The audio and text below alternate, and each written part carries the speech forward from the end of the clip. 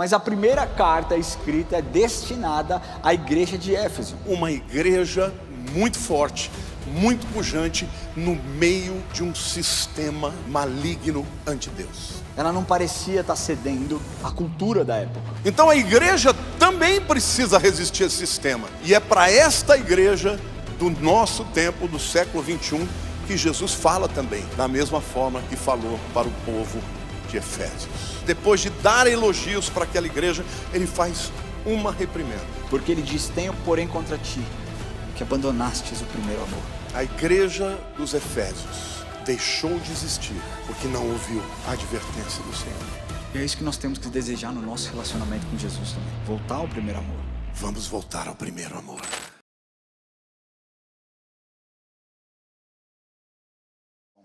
Eu queria louvar a Deus por essa série que Ele deu. E vai ser um período muito bom. Amém? Quantos estavam aqui na semana passada? Glória a Deus, quase que todo mundo. E na semana passada nós iniciamos essa série sobre as 7 igrejas do Apocalipse, contando um pouco do contexto de onde o livro de Apocalipse foi escrito. O livro de Apocalipse foi escrito pelo apóstolo João, o apóstolo queridinho. Ele se sentia queridinho, nunca que Jesus disse para ele que ele era o discípulo amado, mas ele se sentia tão privilegiado de ter caminhado com Jesus, de ter vivido com Jesus, que ele se achava a pessoa mais especial ali. Ele sentia o amor de Jesus de uma forma diferente e se autodenominou o discípulo amado, né? E ele escreve esse livro de Apocalipse. Ele tem essa revelação já de não Jesus como ele tinha visto no passado, mas Jesus ressurreto, enquanto ele estava preso lá na ilha de Patmos, no ano de 95 depois de Cristo, por não aceitar se curvar diante do imperador então da época, Domiciano, né? O governador, aliás, o imperador César criou meio que um processo de divinização, onde eles ensinaram o povo que imperador era um Deus, teria que ser adorado como um Deus. E João, como um ótimo seguidor de Cristo, entendedor da palavra, disse: não, eu me curvo somente ao Jesus, Rei dos Reis e Senhor dos Senhores. E aí ele é preso, jogado na ilha de Patmos. Lá Jesus revela a ele e manda para que João escrevesse para 7 igrejas. E na semana passada, a primeira igreja que nós falamos foi a igreja de Éfeso. E a igreja de Éfeso era uma igreja importantíssima, era uma igreja forte, era uma igreja que trabalhava muito, era uma igreja dedicada, era uma igreja que não se dobrava à cultura da época também, mas Deus diz que tinha uma coisa contra aquela igreja, e a coisa que ele tinha, que aquela igreja, embora tivesse tudo, tinha abandonado o primeiro amor. E ele diz para que aquela igreja voltasse ao primeiro amor. E como a promessa, como uma recompensa, ele diz: ao vencedor dar-lhe-ei que se alimente da árvore da vida que se encontra no paraíso. O que nós vimos na semana passada foram padrões de como Jesus falou para essas igrejas. Jesus estabeleceu um certo padrão, onde ele repete esse padrão ao longo das 7 igrejas. Primeiro ele endereça para quem foi escrito. Então, na primeira carta para a igreja de Éfeso, na segunda para a igreja de Esmirna, que é a igreja que nós vamos falar hoje. Depois ele se apresenta como um conselheiro, Jesus se apresentando ali como um conselheiro. Depois Jesus faz o elogio, você vai ver que é exatamente nessa ordem para todas as igrejas. Ele faz o elogio, depois ele mostra falha, né? Mostra algo errado que eles estavam fazendo. Depois então ele dá um conselho e ele finaliza com uma promessa. E hoje nós vamos abordar a igreja de Esmirna. Talvez não seja uma das mais famosas que você conheça, porque geralmente quando a gente fala sobre as 7 igrejas, a igreja de Éfeso é uma igreja muito famosa, até porque Paulo dedicou uma carta para essa igreja. Nós sabemos a respeito da igreja de Laodiceia, nós sabemos a respeito da igreja de Filadélfia. Talvez Esmirna não seja uma das igrejas mais conhecidas, mais populares, mas é uma igreja importantíssima e nos ensina muito até hoje. e conhecendo as histórias, eu estou descobrindo um pouco mais de Apocalipse junto com vocês. É uma igreja que tocou o meu coração. Eu espero que toque o seu também, e você vai entender o porquê. Mas para que nós comecemos a falar da igreja de Esmirna, nós precisamos falar a respeito de um homem, Policarpo, né? Não parece um nome meio estranho, né? Parece o nome de um produto, mas era uma pessoa. Ele foi discípulo pessoal do apóstolo João, e nasceu no ano de 69 depois de Cristo, e faleceu no ano de 159 depois de Cristo. Ele foi o principal pastor da igreja de Esmirna, e o principal instrumento daquela igreja, da manifestação do poder de Deus. Esse homem era extraordinário naquilo que ele fazia, apaixonado por Jesus. E um dia foi levado a um auditório, a um teatro, né, onde aconteciam os Jogos Olímpicos, um dos teatros maiores abertos ali da Ásia Menor, e lhe foi ordenado que ele se retratasse e abandonasse a sua fé, diante de milhares de pessoas, e desse, e se dobrasse, se curvasse diante do imperador romano, como se ele fosse um Deus. E foi ordenado a ele que ele dissesse: fora com os ateus, porque para aqueles homens, né, eles acreditavam que os cristãos eram ateus, né? E ele faz exatamente como lhe fora ordenado. Ele diz: fora com os ateus. Mas quando ele diz isso, ele aponta para o auditório, mostrando quem eram os verdadeiros ateus, aqueles que adoravam o imperador, aqueles pagãos que adoravam o imperador. E ele se recusou a adorar o imperador, mesmo diante de uma fogueira já preparada para ele ao lado, uma grande fogueira. Ele traz esse ensinamento, e mais do que isso, ele zomba da fogueira, e ele diz que as chamas do juízo de Deus eram muito piores do que aquela simples fogueira. E então ele é lançado vivo naquela fogueira, é queimado vivo naquela fogueira, e talvez tenha sido a representação perfeita de uma igreja perseguida, e como um mártir daquele tempo. E na passagem de hoje eu vou falar para vocês sobre a igreja de Esmirna, e ela representa perfeitamente a igreja perseguida. Vamos lá? Vocês estão comigo? Gostaram dessa introdução?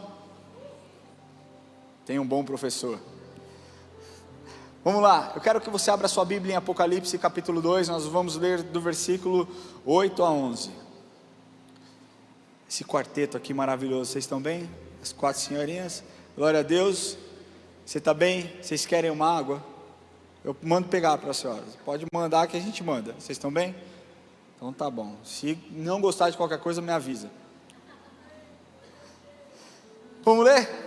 Amém? Quem abriu diga amém. Quem não abriu pode acompanhar com a gente, talvez você esteja sem a sua Bíblia, mas você pode acompanhar. Diz assim, Apocalipse capítulo 2, versículos de 8 a 11. Ao anjo da igreja em Esmirna escreve: essas coisas diz o primeiro e o último, que esteve morto e tornou a viver. Conheço a tua tribulação e a tua pobreza, mas tu és rico, e a blasfêmia dos que a si mesmos se declaram judeus e não são, sendo antes sinagoga de Satanás. Não temas as coisas que tens de sofrer. Eis que o diabo está para lançar em prisão algum dentre vós, para ser dispostos à prova, e tereis tribulação de 10 dias. Sê fiel até a morte, e dar-te-ei a coroa da vida. Quem tem ouvidos ouça o que o Espírito diz às igrejas. O vencedor de nenhum modo sofrerá dano de alguma da segunda morte. Vamos falar a respeito então da primeira cidade, para quem Jesus destinou essa carta. Essa cidade, ela ficava a aproximadamente 65 quilômetros da cidade de Éfeso, da igreja de Éfeso, e era uma cidade de rara beleza, com lindas praias, com uma linda praia, um lindo lugar. Era uma cidade poderosa. Ali nesse mapa você pode ver onde João estava preso, né, na ilha de Patmos, quando ele escreve o livro de Apocalipse. Nós lemos sobre a igreja de Éfeso, e a igreja de Esmirna está somente a 65 quilômetros de distância da igreja de Éfeso. Era uma cidade bela, né, com uma praia maravilhosa. Era uma cidade também que tinha prédios lindos, imponentes, ruas largas, e ficava na rota direta da Índia e da Pérsia para Roma. E era também muito procurada por conta da sua escola de medicina e ciência. Ou seja, era uma igreja, uma cidade muito poderosa, muito linda, fortíssima. Mas lá também havia um templo de adoração ao deus do vinho, ao deus Baco, ou ao deus Dionísio. Essa palavra Baco, a palavra bacanal, ela se origina dessa palavra, né, desse deus Baco, né? Então nós entendemos que essa igreja também, assim como a igreja de Éfeso, ela tinha uma certa importância, porque ficava ali na rota direta entre a Índia, a Pérsia para Roma. Era uma igreja que tinha ali a sua escola de medicina, de ciências. Era uma igreja viva, ela era uma igreja, uma cidade ativa. E Jesus então se apresenta como um conselheiro. Ele diz: carta à igreja de Esmirna, ao anjo da igreja em Esmirna escreve essas coisas, diz o primeiro e o último, que estava morto e tornou a viver. Olha que poderoso isso, porque aqui Jesus começa a se apresentar, e ele se apresenta como o primeiro e o último. Quando Jesus diz que ele é o primeiro, nós temos que entender quem Jesus de fato é. Ele é o primeiro quanto ao tempo e à importância. Nunca houve alguém tão importante, nunca haverá alguém tão importante como Jesus. Ele é aquele que detém o tempo em suas mãos, ele é atemporal, ele estava na criação do mundo, e quando nós morrermos na vida eterna, nós estaremos com ele no paraíso. Então ele é atemporal, ele é fora de tempo, ele é antes do tempo, ele é depois do tempo. Esse é o Deus a quem nós servimos. Sabe, muitas vezes nós olhamos e temos uma visão completamente diminuída de quem Jesus é, ou o poder que ele carrega. Ele tem o domínio do tempo em suas mãos, ele tem o controle do mundo em suas mãos. Esse é o Deus a quem nós servimos, Jesus Cristo, soberano dos reis da terra. Jesus é a origem de toda e qualquer vida. Tudo que foi feito através dele. Sem ele nada do que foi feito teria sido realizado. Jesus Cristo é a fonte da vida. Essa semana eu gravei um vídeo para o Iatins, que eles perguntaram para mim por que a igreja e a church não celebram o Halloween. Eu falei, bom, nós não celebramos o Halloween porque o Halloween celebra a morte, e nós somos servos do Deus que ama a vida, e o Deus de toda a vida, e a fonte de toda a vida, e nós celebramos a Jesus, o Rei dos reis e o Senhor dos senhores. Ele é a fonte da vida, e é isso que nós precisamos entender e ter dentro dos nossos corações. Jesus é o arquétipo de toda a criação, e o arquétipo significa o modelo a ser seguido. Jesus é um ótimo exemplo em todas as áreas da sua vida. Por onde ele passou, ele foi um excelente exemplo. Quando ele lidou com pessoas de outra casta, quando ele lidou com pessoas de uma outra cultura, quando ele lidou com aqueles que eram rejeitados, quando ele lidou com os enfermos, quando ele lidou com os corruptos, quando ele lidou, sabe, com os indecisos, até mesmo como ele lidou com aquele que o trairia. Jesus é o protótipo perfeito de um homem perfeito. Eu sei que nós nunca seremos como ele, mas estar conectado a quem ele é, nos torna melhores do que nós poderíamos ser sem ele, infinitamente melhores. Você sabe que existem estudos que comprovam que pessoas que professam a fé e seguem e entendem a Bíblia como um manual de conduta e doutrina, são pessoas que traem menos, são pessoas que se divorciam menos, são pessoas que se corrompem menos, são pessoas que mentem menos, são pessoas que vivem mais, porque Jesus, ele faz isso dentro de nós.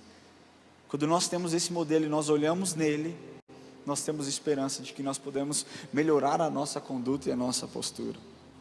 Jesus, ele é o primeiro em todas as coisas, ele é o primeiro, ele é a primeira causa. Quem é que conhece a lei da causa e efeito?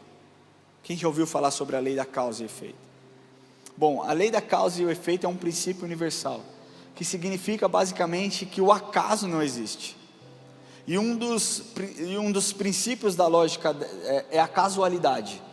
Daí a afirmação de que todo efeito tem uma causa. Ou seja, eu vou usar o mesmo exemplo que o apóstolo Lamartine deu de manhã. O efeito do amor entre o seu pai e a sua mãe, ou o efeito de um relacionamento que o seu pai ou a sua mãe tiveram, gerou a vida ou gerou você. Então o efeito foi o amor e a causa foi o seu nascimento. Basicamente, de forma muito simples, é isso que a lei de causa e efeito mostra, esse princípio universal mostra. E essa causa, ela pode ser boa ou ruim, e ela promove, respectivamente, resultados bons ou resultados ruins. Mas Jesus também diz que Ele é o último.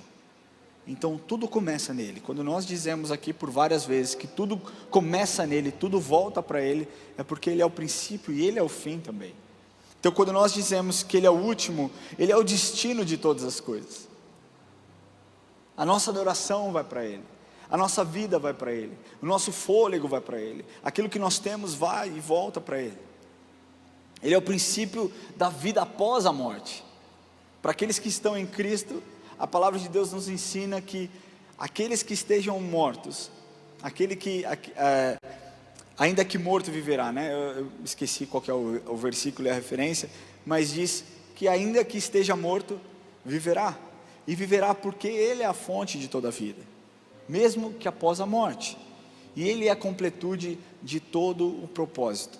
E embora Ele tenha morrido, Ele voltou a viver. E você já parou para pensar que o propósito de Deus para a humanidade sempre foi a vida eterna? Deus, quando cria Adão e Eva, quando Deus Pai, Deus Filho e Deus Espírito decidem criar, Ele diz: façamos o homem à nossa imagem e semelhança. Ele cria o homem à sua semelhança, com características. Eu não estou falando de uma semelhança física, mas eu estou falando de características que Jesus tinha: amor, compaixão, ousadia. Jesus, criatividade. Jesus cria o homem com semelhanças que a Trindade tinha. E eu duvido que Ele criou a humanidade com o propósito da morte. Não, mas a morte entrou no mundo por conta da desobediência de Adão. Então a morte entra no mundo e temporariamente a vida eterna ela é interrompida. Mas Jesus, quando vem ao mundo, quando decide viver como um de nós, quando Jesus se despiu de toda a sua glória, de todo o seu poder, de toda a sua divindade para viver como um de nós, e naquela cruz Ele sofre por mim e sofre por você, naquela cruz onde Satanás trama contra a vida de Jesus, e acha que venceu Jesus Cristo, ao terceiro dia, Jesus ressuscita entre os mortos, e então a morte não tem mais fim, e o que nós temos de benefício desse sacrifício da cruz é que a vida eterna volta para nós como um grande acesso a um futuro extraordinário na presença do Pai Celestial.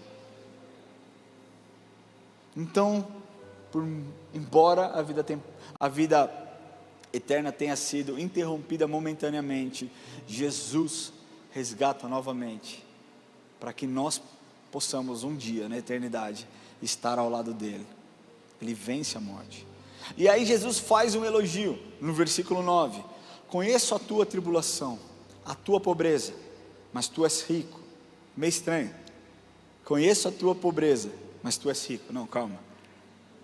Meio contraditório, mas vamos continuar. E a blasfêmia dos que a si mesmo se declaram judeus e não são, sendo antes sinagoga de Satanás. Quando eu falo aqui contraditório, é quando nós lemos com os olhos humanos, sem um entendimento profundo daquilo que Deus queria dizer. Quando nós lemos algo de forma superficial, como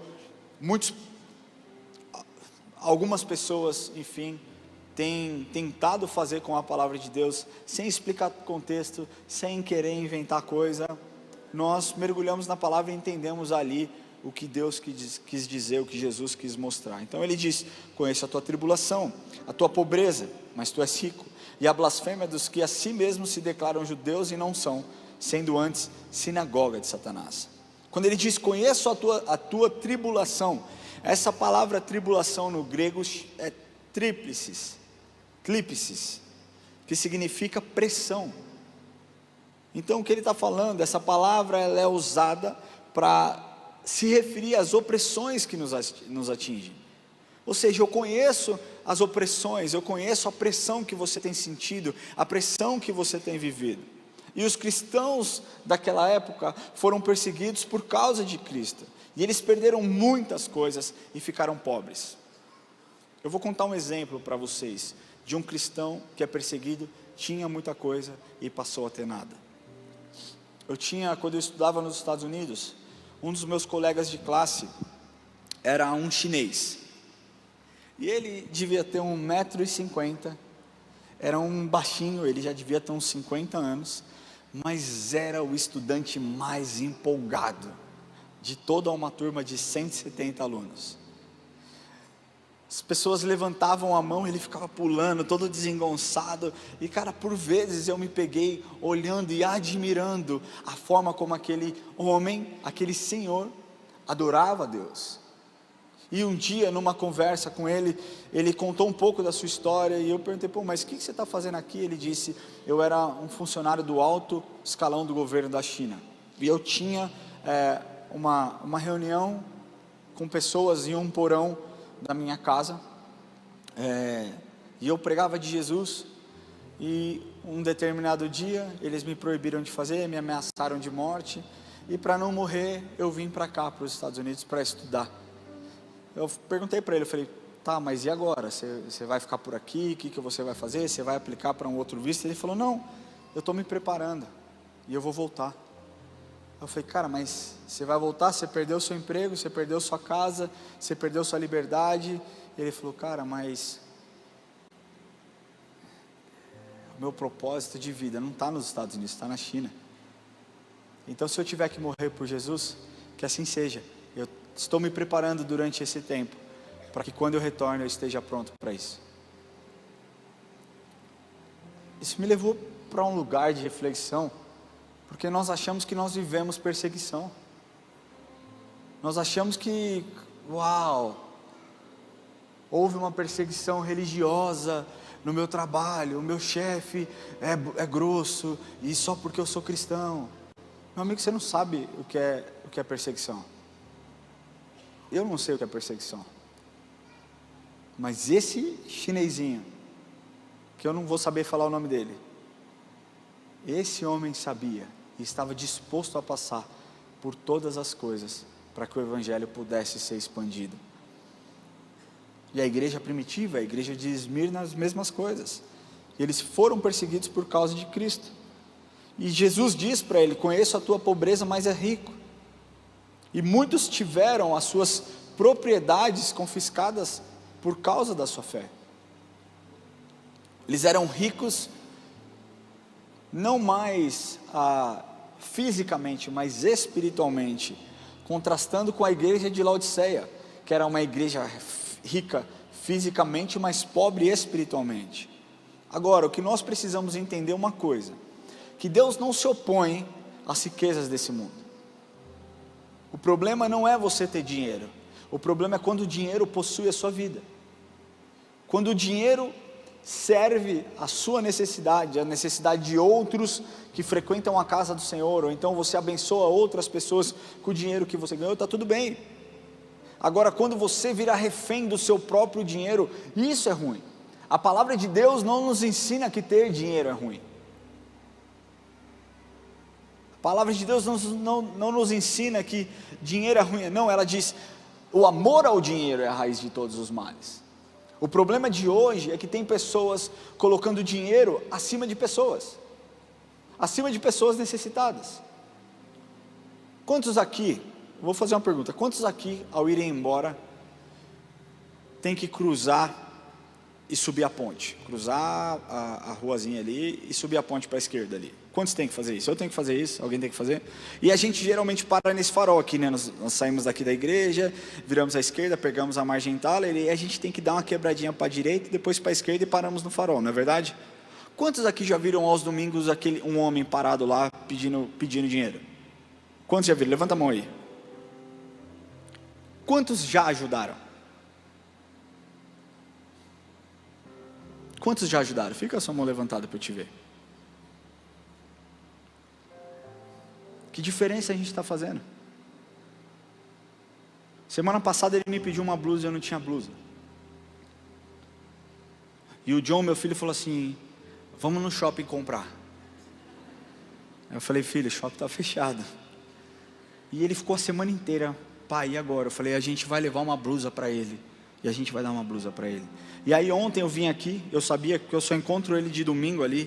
Todo domingo ele está ali. Todo domingo ele está no mesmo farol. E ontem, saindo da igreja aqui do sábado da família, eu parei, quem estava lá? Ele. Só que ontem foi um dia quente, né? Então eu não tinha blusa. E ele de novo me pediu uma blusa. Eu falei: cara, eu não tenho blusa. E ele falou: então me dá um dinheiro. Eu falei: também não tenho. Porque hoje a questão do celular, cartão, dificilmente você anda com dinheiro. Mas eu falei para ele, você vai estar aqui amanhã? Ele: eu acho que vou. Eu falei: se você estiver aqui amanhã, eu vou te trazer uma blusa. E eu separei uma sacola de roupa lá em casa para dar para ele. Não é porque eu sou bom, mas é porque nós temos que entender que aquilo que nós temos também precisa servir para abençoar a vida de outros. Então não tem problema você ter dinheiro, mas quando você tem, cara, tanta confiança no seu dinheiro, a ponto de não abençoar ninguém, a ponto de não trazer o seu dízimo e a sua oferta, existe algo errado, existe uma barreira, existe uma inversão de valores. Porque aquele que muito tem, às vezes é pobre espiritualmente. E muitas vezes aquele que nada tem, é rico espiritualmente. Agora, o que compra a sua salvação, digamos assim? É o dinheiro que você tem? Ou é a sua vida com Deus? É a confissão de que você pertence a Jesus Cristo? Ou é a confissão de que Jesus Cristo é o seu Senhor e Salvador? A palavra de Deus diz: o que adianta ao mundo, o homem ganhar o mundo inteiro e perder a sua alma. Tem muitas pessoas que estão acumulando riquezas, sem fim, sem propósito nenhum, só pela confiança no dinheiro. Mateus, o Evangelho de Mateus, capítulo 6, versículos 19 e 20, ele fala bem isso. Olha o que ele diz: os tesouros no céu não acumuleis para vós outros tesouros sobre a terra, onde a traça e a ferrugem corrói, e onde ladrões escavam e roubam, mas ajuntai para vós outros tesouros no céu, onde a traça nem ferrugem corrói, e onde ladrões não escavam nem roubam. E esse verbo acumuleis, do grego, é tesauros. Tesauros é acumular, guardar como algo precioso, como um tesouro que deve ser guardado e nunca deve ser usado. Como ficar inerente com uma conta gorda e uma pessoa tão perto daqui, passando frio e fome? De que adiantou você ter dinheiro? Talvez você seja uma pessoa que tem muito dinheiro, mas espiritualmente é pobre. É tempo de você mudar a sua visão. É tempo de você olhar e valorizar aquilo que realmente importa. O dinheiro precisa te servir. O dinheiro precisa servir para que seja uma bênção na sua vida. E a palavra de Deus, ela é tão poderosa que ela nos garante que quando nós semeamos com fartura também nós colheremos. A matemática do Senhor é uma matemática inversa da do homem, porque o homem quanto mais você dá, menos você tem. Mas para Deus não, quanto mais você dá, mais você tem. Porque é isso, o que semeia com fartura, ele não diz com fartura, ele não diz você colherá um pouquinho, você terá uma perdinha de leve. Ele diz: com fartura também ceifará. É isso que nós precisamos entender. Não tem problema em você ter recursos financeiros, mas o que você tem feito com os seus recursos financeiros? Tem servido de bênção ou tem te amarrado?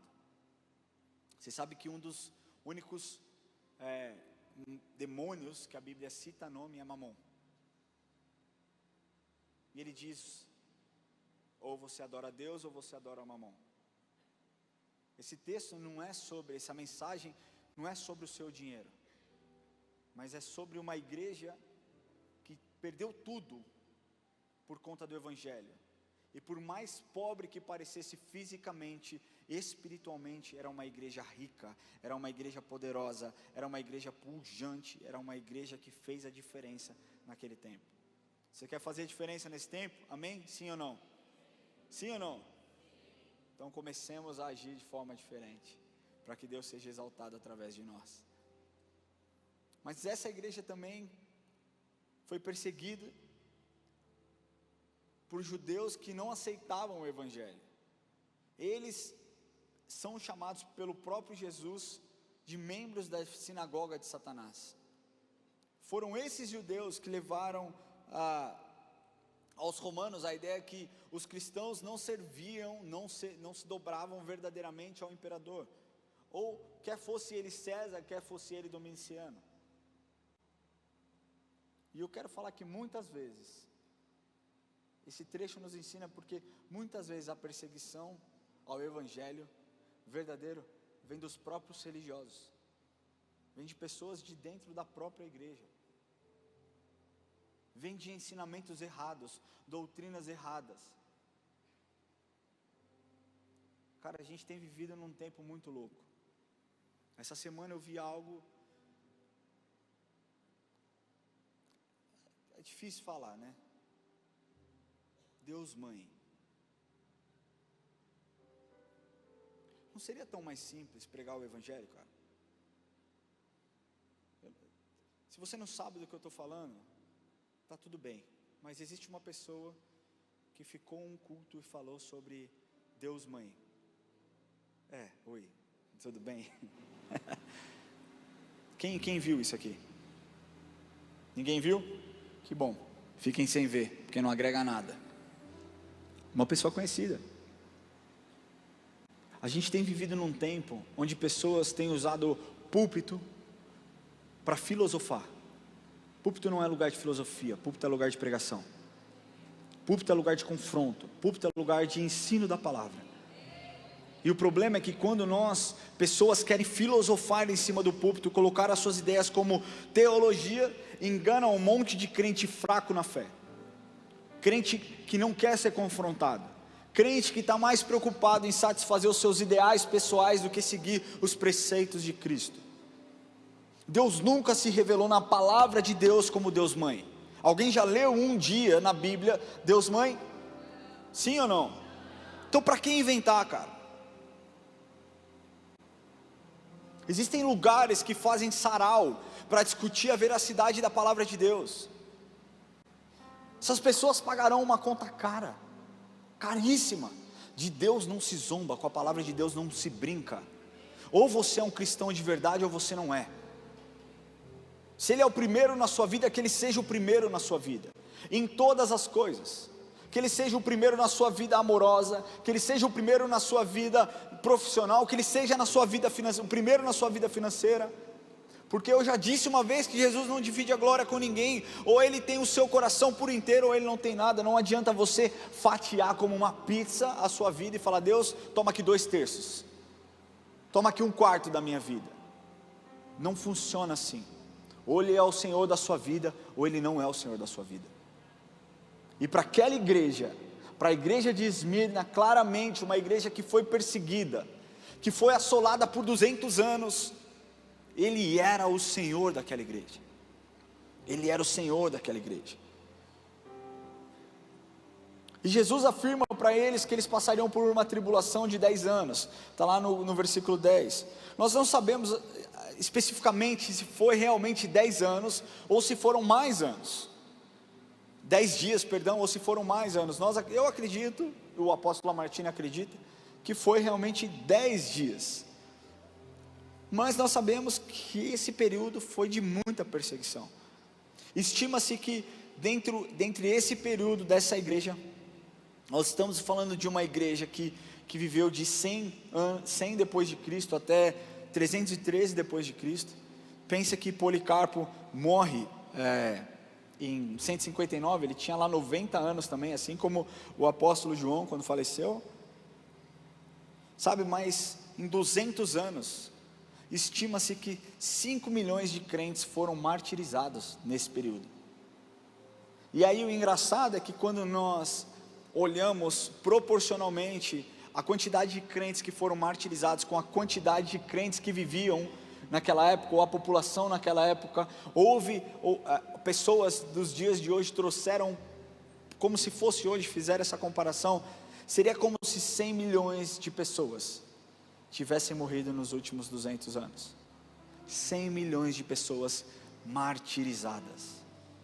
Eu não estou falando morte de causa natural, crentes que morreram porque bateram carro, crentes morreram porque tiveram problemas com diabetes, não, crentes que foram perseguidos e mortos cruelmente, como Policarpo, lançado vivo em uma fogueira. 100 milhões, se fôssemos olhar nos dias de hoje. Isso não te choca um pouco? Sim ou não? Nós temos hoje uma perseguição real. Nós temos o que nós chamamos de janela 1040, que são os países perseguidos. Se você não sabe, procure saber.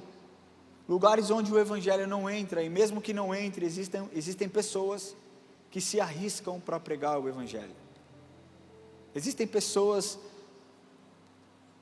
que de verdade e genuinamente estão dispostas a morrer pelo evangelho. Existem pessoas que têm prazer na possibilidade de uma morte para Jesus, porque essas pessoas sabem que a vida eterna é muito melhor do que a vida que nós vivemos nos dias de hoje. E olha como essa igreja é diferente, porque a condenação da igreja de Éfeso, que nós vemos semana passada, é que eles tinham abandonado o primeiro amor. E nessa igreja não existe nenhuma condenação. Nenhuma condenação foi dada à igreja de Esmirna. Sabe por quê? Porque eram perseverantes, porque eram excelentes, porque eram leais ao Senhor. São características que nós precisamos desejar para os dias de hoje. O crente de hoje é um crente muito Nutella. Não é verdade? Quem concorda comigo? Um crente fresco, não é verdade? Ai, o pastor falou mais bravo hoje. Ai, o pastor não me deu bom dia. Ai, o pastor Diego cantou uma música que eu não gostei. É tudo sobre mim. Eu quero, para mim, fala comigo, é isso. É tudo sobre ele e nada sobre Jesus. Mas graças a Deus, porque na nossa igreja não tem esse tipo de gente, está em outros lugares, em outras igrejas. Nossa igreja é uma igreja que as pessoas são cristocêntricas e amam a Jesus, e Jesus é tudo na vida.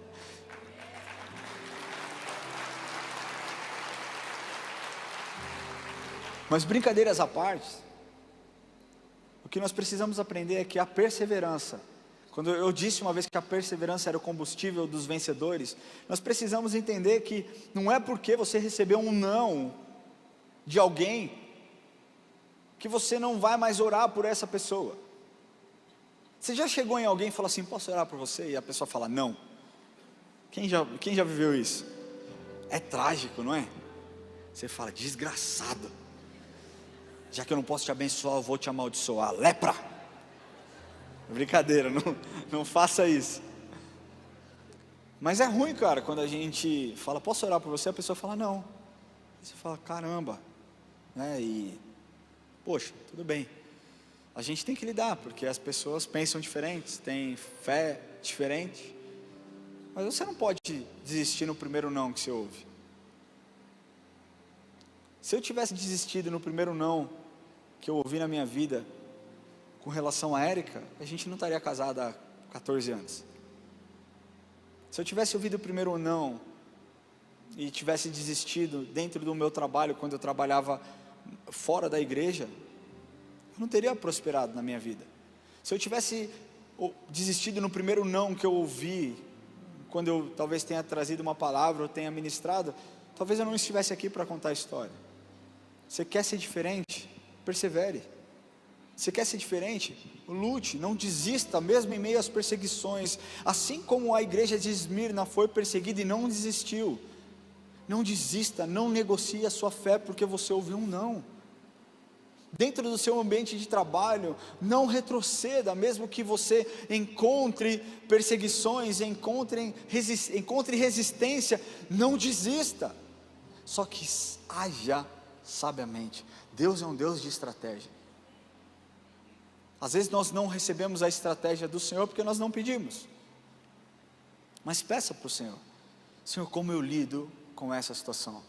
Como eu tenho que fazer com essa situação? Como que eu lido diante dessa dificuldade? Persevere, mesmo que você esteja sofrendo perseguição. Não se abata. Não demonstre cansaço, não demonstre abatimento. Demonstre força. Porque uma das maiores mentiras que tem sido dita hoje, e uma teologia maldita que tem sido pregada, é uma teologia triunfalista, onde tudo está bom, onde você vai superar, onde você pode todas as coisas, onde você é capaz. Não, Deus é capaz. Você não é capaz de nada sem o favor e a graça de Deus na sua vida. Você até pode conseguir, mas você vai cansar. Mas o que a palavra de Deus nos ensina é: mais os que esperam no Senhor renovam as suas forças. Sobe como águias, correm e não se cansam. Nós precisamos olhar e entender que Jesus é a fonte da vida, e é nele que nós temos que nos apegar. Não é no evangelho voltado para o homem, mas é no evangelho voltado para ele, porque ele é a fonte de todo socorro e toda provisão. Então não existe condenação para a igreja de Esmirna, porque eles foram exemplares. Eu sei que é utopia, eu sei que eu vou chegar no céu e eu vou ter muitas das coisas que eu fiz apontadas como erro. Eu sou humano, eu sou falho,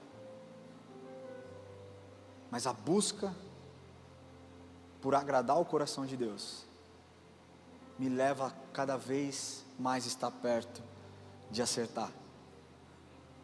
E nós temos que desejar isso.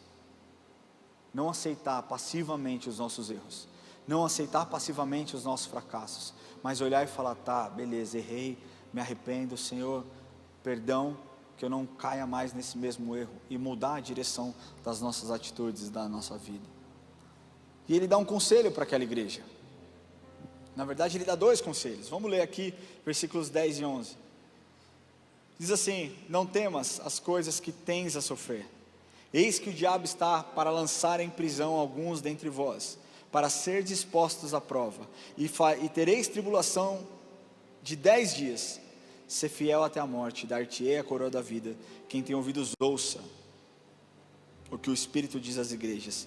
Ao vencedor de nenhum modo sofrerá dano da segunda morte. Ele diz: sejam corajosos, sejam corajosos, sejam corajosos. O que a igreja de Cristo precisa nos dias de hoje é coragem. Coragem. Se você não tem coragem, peça ao Senhor: Senhor, me dê coragem para enfrentar as adversidades, me dê coragem para pregar o seu evangelho, me dê coragem para fazer a diferença. Mas Deus também pede para que eles sejam fiéis, porque não adianta você ter coragem e não ser fiel ao Senhor. Você precisa ser fiel ao Senhor. A palavra de Deus diz que aquele que o negar, ele negará perante o Pai, mas aquele que o aceitar, ele aceitará diante do Pai. Quantos aqui querem ser aceitos pelo Senhor? Tem muita gente dentro da igreja quase que se divorciando de Deus e não percebendo. A apostasia, ela é real. A apostasia é o divórcio, é a separação. Com Deus é a mesma coisa. Tem um monte de gente que está beirando o divórcio e diz: não, eu tenho 30 anos de crente. Não, eu tenho 15 anos de crente. Não, eu tenho 10 anos de crente. Mas já não se importa, já não busca, já não ora, vive como um divorciado. Vai para a night, quebra na noite, bebe, faz um monte de coisa que não deveria fazer e acha que está normal. Deixa eu abrir o seu olho aqui, meu irmão. A apostasia não acontece do dia para a noite, assim como um divórcio não acontece do dia para a noite. A separação de Deus não acontece do dia para a noite, assim como um casal não se separa do dia para a noite. É um período de crise que você vive e que ao invés de você buscar socorro, você foge do problema, você foge da solução. Não seja assim. Volte para Jesus. Eu sinto de te falar hoje isso. Volte para Jesus. Se reconcilie, porque nós somos a noiva de Cristo e o noivo está nos esperando.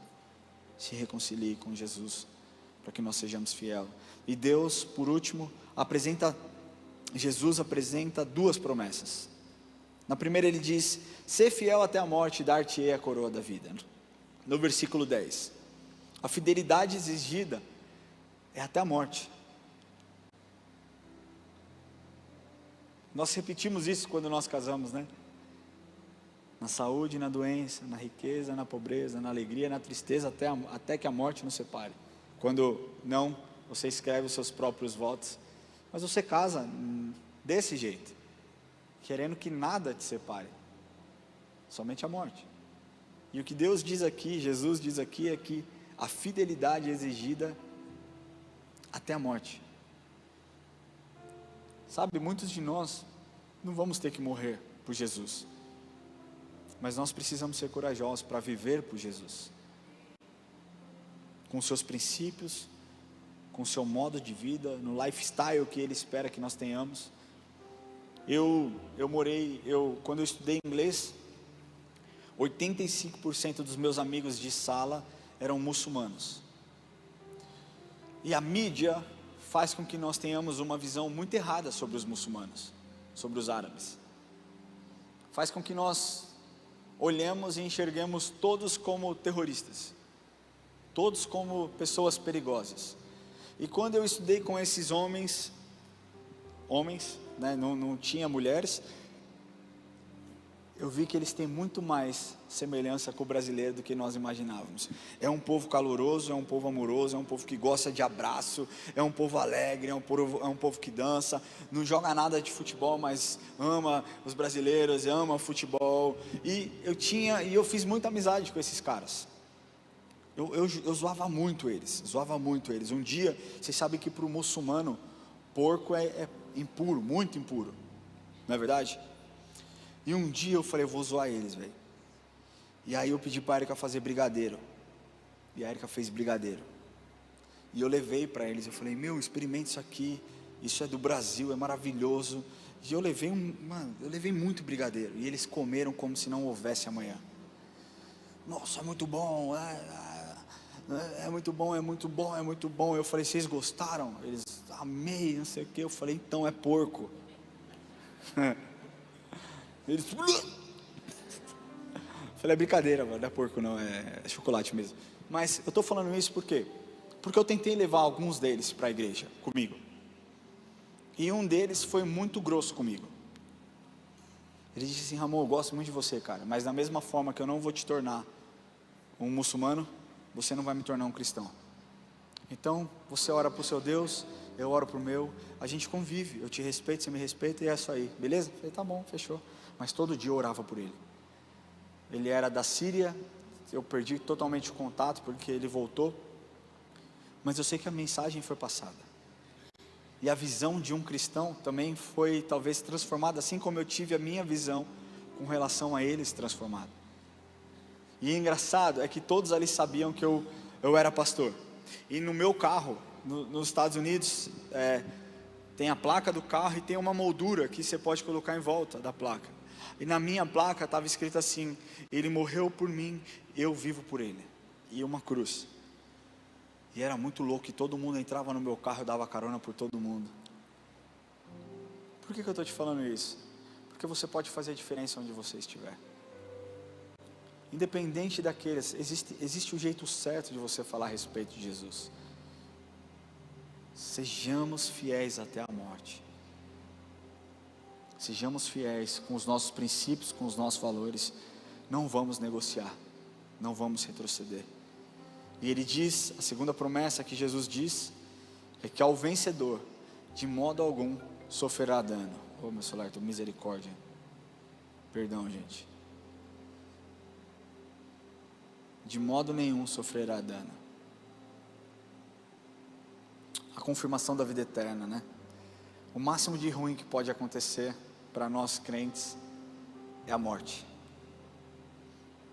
Mas nada se compara com a glória que há de ser revelada, e a vida eterna, e o dia que nós estivermos na presença de Deus. Nada se compara. Jesus é bom, Jesus é fiel. E ser cristão não significa que você vai ter uma vida de paz. A palavra de Deus nos ensina: no mundo tereis aflições, mas tem de bom ânimo, porque eu venci o mundo. Essa igreja de Esmirna, eles viveram isso. Eles não retrocederam, eles avançaram. Por isso foram exemplares. Que nós possamos olhar para essa igreja e desejar ser fiéis como eles foram, ser leais à palavra de Deus como eles foram, porque nós receberemos a coroa da vida. Eu queria pedir que você feche seus olhos onde você estiver.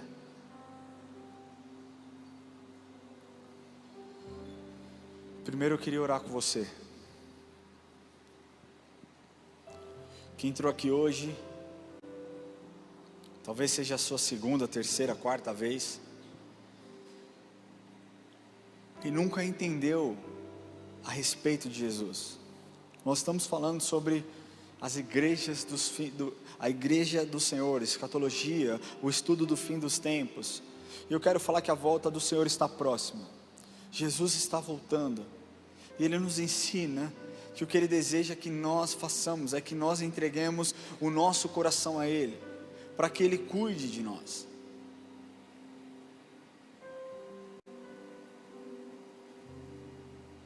Eu sinto de te falar nessa noite, é que talvez você esteja desistindo de viver, desistindo de lutar. Talvez o que você tem ou esteja sentindo seja pesado demais, tem sido duro demais, por conta de coisas que foram ditas, por conta de experiências que foram vividas. Talvez, cara, você esteja a ponto de jogar a toalha e desistir de tudo. Mas eu quero te falar que Jesus é tão bom, que olhou para você e te trouxe aqui no dia de hoje, para que você saiba que Ele se importa com você, e que as dores desse mundo não é nada comparado com a vinda do Filho do Homem, com a segunda vinda, com a nossa segunda, com a nossa segunda vida. Após a morte nós estaremos no paraíso ao lado de Jesus. Nada do que nós vivemos aqui se compara com aquilo que nós veremos na sua presença. Mas para que você tenha o seu passaporte carimbado, o seu acesso garantido, você necessariamente precisa entregar o seu coração a Jesus. Não existe outro meio de você chegar até Jesus, de você chegar até a eternidade, senão entregando o seu coração para Jesus. Você precisa fazer isso. É uma resposta que você dá, onde você escancara para o mundo que você não vive mais por você, mas Cristo vive em você, e que a partir dessa decisão você entrega o controle da sua vida nas mãos do Senhor. Quer dizer que você nunca mais vai passar por tribulação? Não. Quer dizer que você nunca mais estará sozinho. E no momento que você estiver fraco, Ele se faz forte. No momento que você não tiver, Ele se faz presente. No momento onde faltar coisas, Ele mostrará que Ele é o Deus de provisão. No momento de enfermidade, Ele mostrará que Ele é Jeová Rafa, o Deus que cura. Jesus te amou tanto, e o que Ele espera de você no dia de hoje é: sim, Jesus, eu te aceito no meu coração, eu te aceito na minha vida, e eu peço que o Senhor mude a minha história de uma vez por todas. Eu quero convidar você que nunca fez essa oração e deseja entregar o seu coração para Jesus no dia de hoje, ou você talvez que não tenha certeza da sua salvação, que você levante a sua mão e nós vamos orar agora por você. Levante a sua mão se você deseja entregar o seu coração para Jesus no dia de hoje. Se você deseja fazer um compromisso com Ele, dizendo: a partir de hoje, Jesus, eu entrego o meu coração ao Senhor. Eu confesso que o Senhor é o meu Salvador. Eu confesso que o Senhor é a fonte de toda a vida, que não importa mais as minhas tristezas, mas o Senhor vivendo em mim, eu sou mais do que vencedor. Levante a sua mão onde você estiver. Existe alguém que deseja entregar o coração para Jesus? Senhor, eu declaro liberdade do Teu Espírito nesse lugar, Senhor. Eu declaro que nenhuma barreira impedirá o Teu povo de fluir. Eu declaro que, Senhor, nenhuma amarra de Satanás prevalecerá contra os Teus filhos nesse lugar. Eu declaro, Senhor, liberdade do Teu Espírito, cativos sendo libertos. Eu declaro correntes sendo quebradas. Eu declaro liberdade do teu Espírito para a decisão mais importante que essas pessoas possam tomar. Se você deseja entregar o coração para Jesus, saia do seu lugar e venha aqui à frente e nós vamos orar. Glória a Deus pela sua vida, glória a Deus pela sua vida.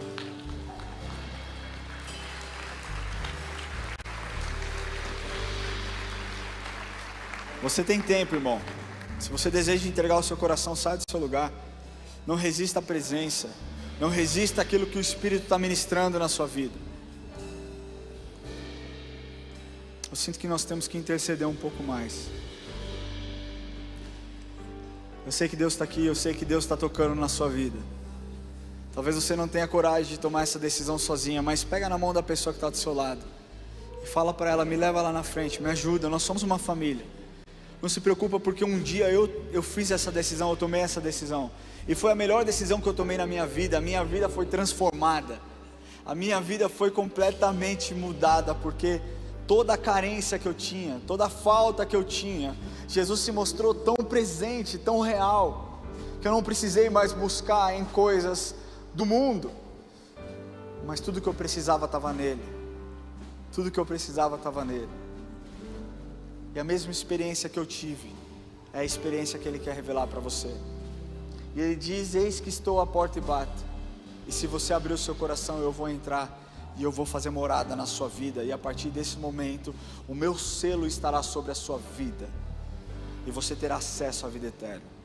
Se você deseja pela última vez entregar o seu coração para Jesus, não resista ao Espírito Santo, dê um passo de fé, se exponha na presença do Senhor, sai do seu lugar, vem aqui à frente, nós vamos orar junto. E se você está na igreja há tanto tempo, mas tem sentido que você talvez nunca tenha entregue o seu coração a Jesus, que você também tome essa decisão hoje, saia do seu lugar, vem aqui à frente, nós vamos orar, em nome de Jesus. Quero pedir que vocês coloquem a mão no coração. Que vocês repitam assim comigo, Senhor Jesus, eu confesso o Senhor como o Senhor da minha vida, como o meu Salvador. Eu peço, Jesus, que o Senhor escreva o meu nome no livro da vida, que o Senhor perdoe os meus pecados, que o Senhor me ajude nessa caminhada e que eu possa viver para te adorar, Senhor. Me ajuda, Espírito Santo. Eu sou teu. Usa a minha vida. Em nome de Jesus. Senhor, eu oro por cada irmão aqui, Pai. Eu declaro a sua paz sobre os corações. Eu declaro a sua paz sobre cada mente, sobre cada alma. Deus, que o Senhor escreva uma nova história na vida deles. Que eles sejam marcados por um novo tempo, por um tempo de paz, de alegria, Senhor, de esperança, de fé, de coragem, Deus, que eles possam mergulhar na sua presença e provar que o Senhor é bom, Deus. É isso que eu peço, Deus. Eles se expuseram, tiveram coragem de se expor e decidiram, Pai, livremente abrir o coração para que o Senhor pudesse entrar na vida deles. Eu peço, Jesus Cristo, que o Senhor faça um rebuliço na vida dos teus filhos e que eles sintam a sua presença de uma maneira muito especial. E que eles tenham a sua história transformada pelo Senhor, que vive, que reina e que reinará para sempre em nossas vidas, em nome de Jesus, amém, amém, glória a Deus. Eu queria convidar vocês a seguirem a equipe de consolidação. Nós vamos orar por vocês rapidamente, declarar as bênçãos e entender como nós como igreja podemos servi-los. E eu queria orar com você, igreja. Eu queria pedir que você fique em pé no seu lugar.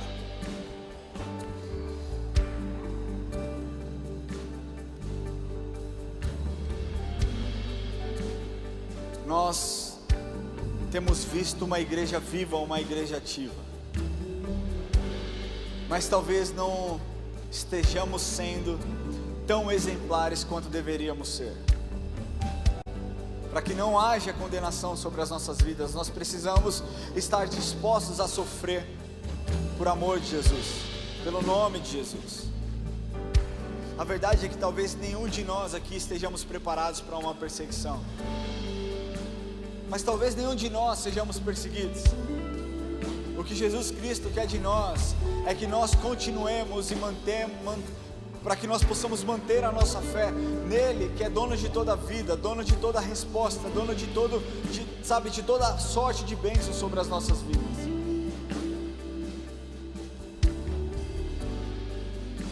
Eu quero falar especificamente sobre coragem e sobre ser fiel. Eu quero que você seja muito, muito, muito vulnerável. O culto das 11 a galera foi muito vulnerável. Quantos aqui acreditam que precisam de mais coragem para ser um cristão exemplar? Eu queria pedir que você que levantou a mão saia do seu lugar e venha aqui à frente, nós vamos orar.